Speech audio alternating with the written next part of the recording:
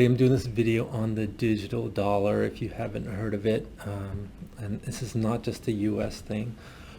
Global central banks are looking to basically create a digital version of their currency.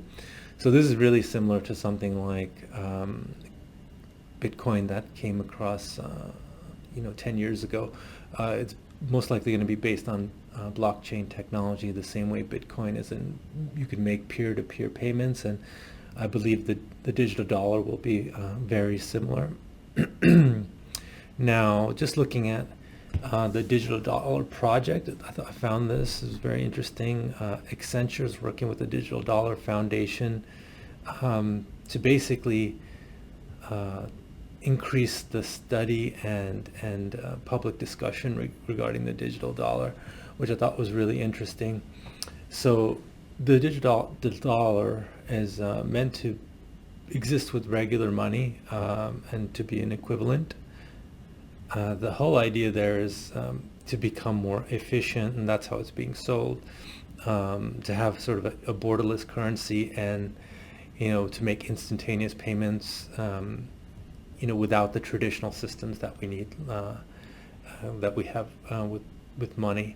So I thought this was really interesting, especially with the news as of late that the Federal Reserve is going to pause their printing of actual cash. They're saying it's for the holiday season, driven by the coronavirus.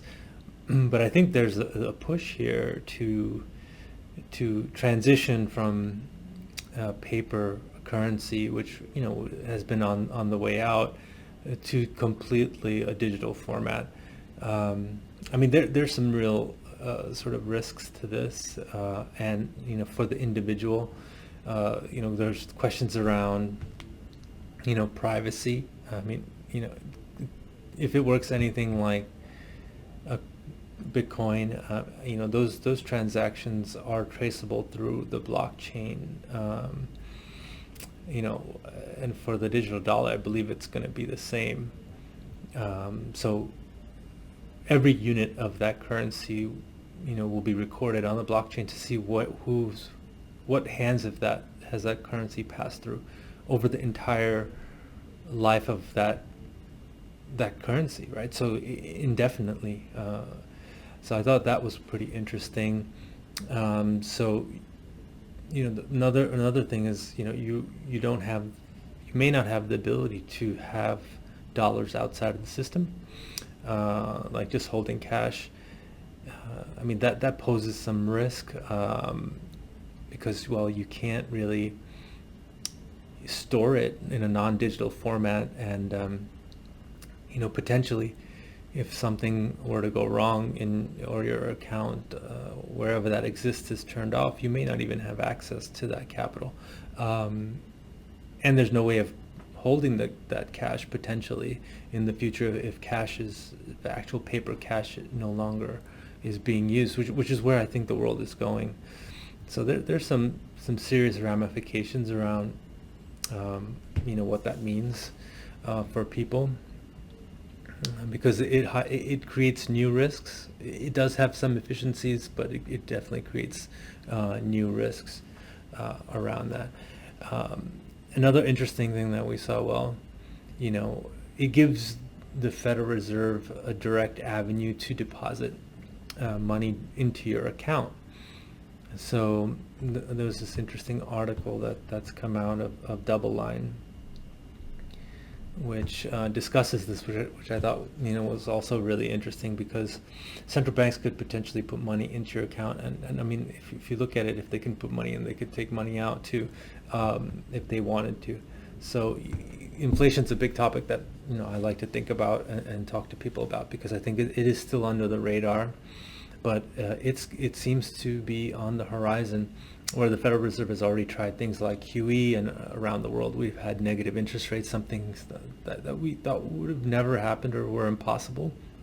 So the rules are being broken, the traditional rules in finance. The digital dollar could be another big one, because money could be deposited into your account directly. So this is what people call helicopter money.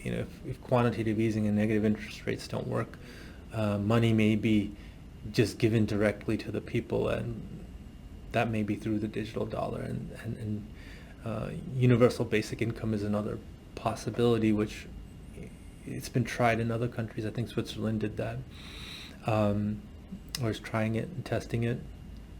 But so this article on Dubline goes into the potential risks of doing this, and obviously the biggest risk is inflation. I mean, if you're literally giving people money in digital format, and there's really no change in economic activity or an output and production, it's just more money in the hands of the consumer directly to chase the same amount of goods, or and well, with the coronavirus it's actually less goods.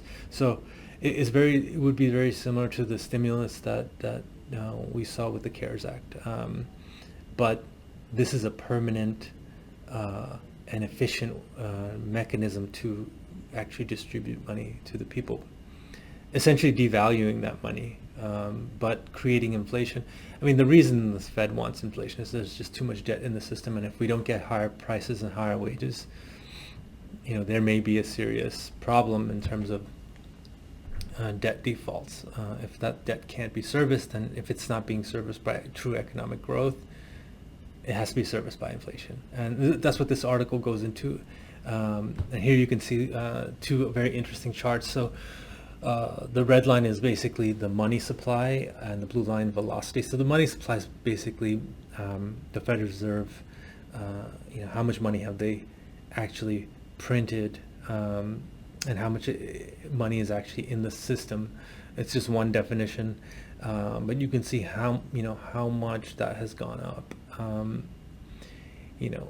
Just in this year in 2020, to basically save the system from collapsing on itself. But the problem with inflation is you also need the money changing hands, which is measured by money supply, which you see is really not going anywhere, except down. And this is the problem that they face.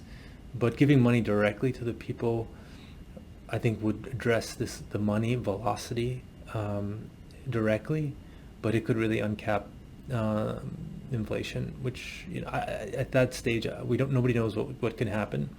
It could potentially just go through the roof and get to the point where it is out of control. So yeah, this is the next step in the financial experiment that we're all living through.